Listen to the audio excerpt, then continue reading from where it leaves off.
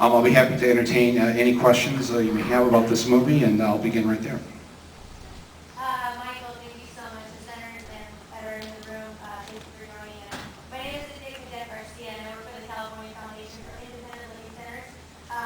My question for you, as I'm sitting with my newlywed, we want to move to France, first of all, but my question for you, I represent a lot of... You can't move to France.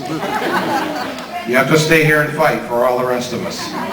And I am a youth disability advocate, and I have a question for you and other members in the room. How can the youth move forward on this and make a stronger action from a youth perspective? How can young people make a difference in regards to this issue? Well, you know, in the last election we had a record youth turnout in terms of the vote. Young people had not voted in those numbers since 18-year-olds were given the right to vote. That was an incredible turnout, and you need to encourage other young people to get involved in the political process, and especially during the primary season that's coming up, to really force, especially the Democrats, to deal with this issue and to give us some very clear answers, not just, you know, mouth the usual, yes, I believe everybody should have health care, but what do you mean by that? And we need to know what they mean by that, and we want to hear some specific proposals, and we need to know how much of our tax dollars are going to be going into the pockets of these insurance companies, like what happened with Medicare Plan D. I would, you know, I'm a little worried that if young people will come to this movie, because, you know, generally young people don't have the health issues that older people have.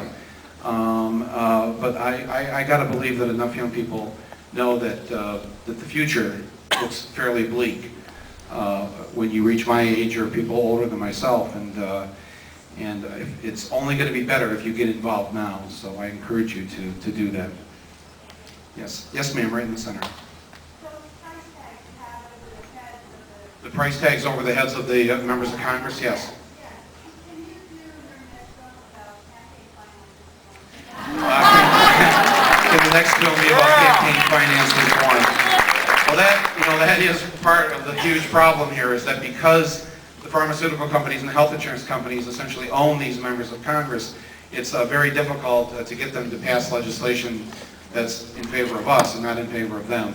I want to point out that the price tags above their heads was only the money given to them during that congressional cycle leading up to Plan D. So that's not all the money they've received during their years in Congress. Just that 2-year cycle, that amount of money was given to them. You know, and every time I see that part of the film, I think to myself, wouldn't we be better off if our mainstream media, every time they mentioned a member of Congress or perhaps a state assembly person,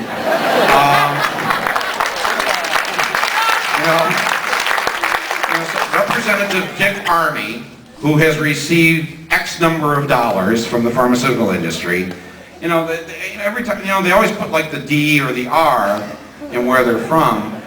Instead of that, I don't want to know that. You know, I don't care if they're from, you know, Texas or Santa Monica or whatever. Just put in the parentheses how much they're on the take for. Just tell us that each time. And every time you run their name, this is how much money they take. I think that would be a great service to all of us.